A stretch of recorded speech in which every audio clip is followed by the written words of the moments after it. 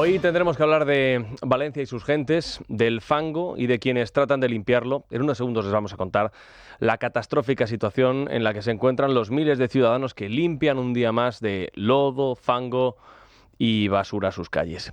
Pero del otro lodo, el otro vertedero, que es el de la corrupción, hoy surge curiosamente también un valenciano, que en tiempos fue ilustre para el Partido Socialista y que ahora está caído en desgracia, y por cierto también solo. Siento que me enfrento a todo. Vengo solo en mi coche. No tengo secretaria. No tengo a nadie detrás ni al lado.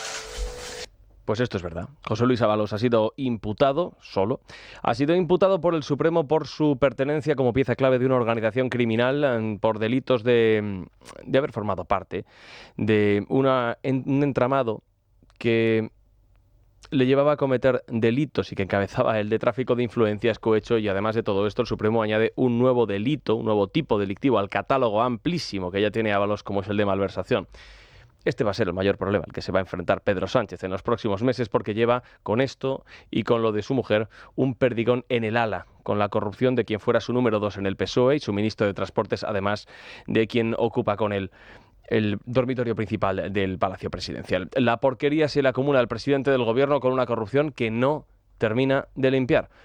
Vamos a ver cuánto tiempo, porque José Luis Ábalos tarda en ser expulsado de forma definitiva del Partido Socialista, o si por el contrario entienden que tiene que ser después de la apertura del juicio oral. Bueno, la otra porquería que hay que limpiar es la que ha dejado la gota fría en Valencia. Las cifras actualizadas son las siguientes: 219 muertos, 93 personas desaparecidas y 54 cadáveres todavía sin identificar.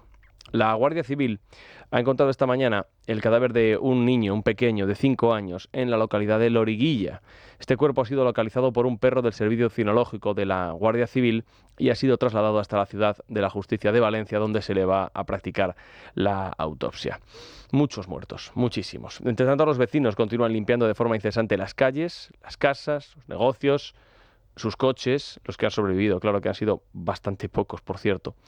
Y sí que después de haber vuelto de allí, podemos extraer algunas impresiones generales tras haber estado unos días sobre el terreno. Por ejemplo, que a quienes defienden lo público como si fuera el pilar esencial de nuestra sociedad, solamente informarles de que al menos en esto lo público no ha funcionado. Y para esto no hace falta que venga Tezanos a medirlo con ninguna encuesta, aunque si quisiera bien podría hacerla, para medir la palpable y abrumadora negligencia de todas las administraciones, preguntando a los vecinos que se encuentran por 9º día consecutivo limpiando de fango y lodo sus casas. Cuando todos los ciudadanos sin excepción que están limpiando allí no quieren oír ni una sola palabra de ningún político porque están hasta las narices de ellos, es probablemente porque se lo hayan ganado a pulso. Por tanto, esta primera impresión quede ahí, pero no es la única. Bien, nos hemos movido bastante por esa avenida al Carrer de Valencia, en Paiporta, donde estuvieron los reyes de España acompañados de Mazón, y a donde no llegó Pedro Sánchez porque decidió retroceder en un gesto, verdad, de inmensa valentía. Y hemos hablado con no menos de 40 vecinos.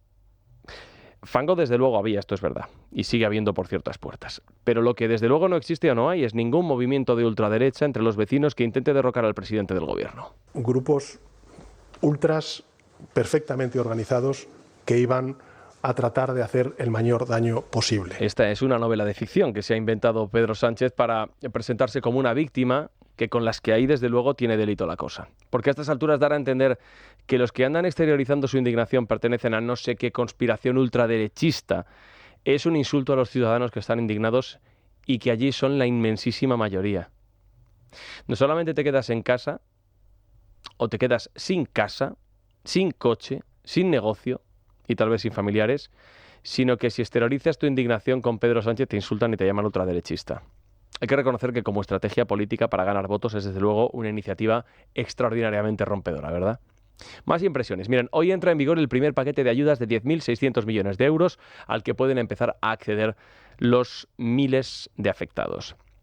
A ver, no basta con anunciar ayudas, que éstas se pongan a disposición de quien lo necesite está bien, y que únicamente se anuncien y que luego más tarde cada uno se apañe como pueda. Bueno, es que el Estado debería hacer el esfuerzo de acercarlas a los ciudadanos de una manera menos digital y más tradicional, porque hay varias barreras que ahora mismo son infranqueables. Por ejemplo, en primer lugar, el colapso de las comunicaciones.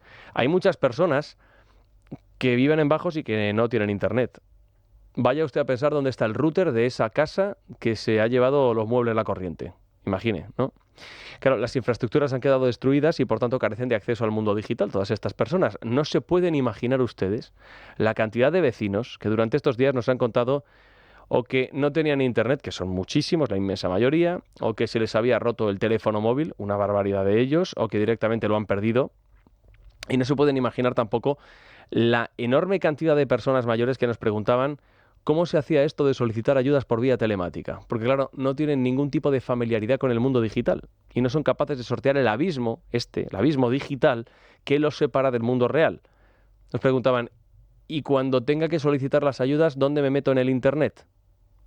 En otras palabras, lo ideal sería que fuera el Estado el que se acerque a los vecinos y que no sean los vecinos los que tengan que hacer el esfuerzo de acercarse al Estado para intentar recibir muchas de esas ayudas. Más cosas que nos traemos. Miren, tampoco basta con anunciar paquetes de millonarios de ayudas y ya está, ¿eh? Muchos de los autónomos con los que nos hemos cruzado explicaban que necesitaban con urgencia las ayudas directas para reconstruir sus casas, pero que si tienen que esperar años, como ha sucedido en todas y cada una de las catástrofes naturales de nuestra historia reciente, para recibir el dinero, probablemente tengan un serio problema para compatibilizar la reconstrucción de su casa y la reconstrucción de su negocio al mismo tiempo, con sus propios recursos, que ya son pocos de por sí. Está fenomenal anunciar que ponen a disposición créditos millonarios, pero ¿y todo esto cómo lo van a devolver las personas que lo han perdido todo? ¿Cómo devuelves un crédito cuando no tienes actividad? Va a haber personas que no tienen ni ánimo ni ganas de pedir esos créditos por muy avalados que estén por el Estado. Porque claro, sin esa actividad en tu negocio no puedes generar dinero, no puedes generar ingresos, no puedes devolver ni un solo euro. Alguna lección más. No es suficiente con aplazar el pago de impuestos para todas esas personas damnificadas como ha anunciado el Gobierno. No basta con esto. Llama la atención que el Gobierno pretendiera apuntarse el tanto como un inmerso gesto de generosidad, diciendo que difería el plazo para la liquidación del IRPF para los autónomos y empleadores. Ya conocemos la voracidad de la ministra de Hacienda, pero a todas estas personas tal vez no estaría mal liberarles de la carga fiscal que tienen, que suficiente tienen ya con cargar cubos de barro durante todos estos días. Sería una manera ágil y muy directa de ayudar a los cientos de miles de afectados. O, por ejemplo, si uno se da una vuelta por las localidades afectadas, son cientos de miles de coches los que han quedado destruidos y van a ir derechos al desguace. Muchas de estas personas utilizaban el coche, como tantísimos españoles, para ir a trabajar, o para repartir, o para ir a hacer una instalación eléctrica en una de las muchas tiendas de electricidad que hemos podido ver. En Paiporta, sin ir más lejos, ayer por la tarde. Estos se han quedado sin coches, no pueden utilizarlos.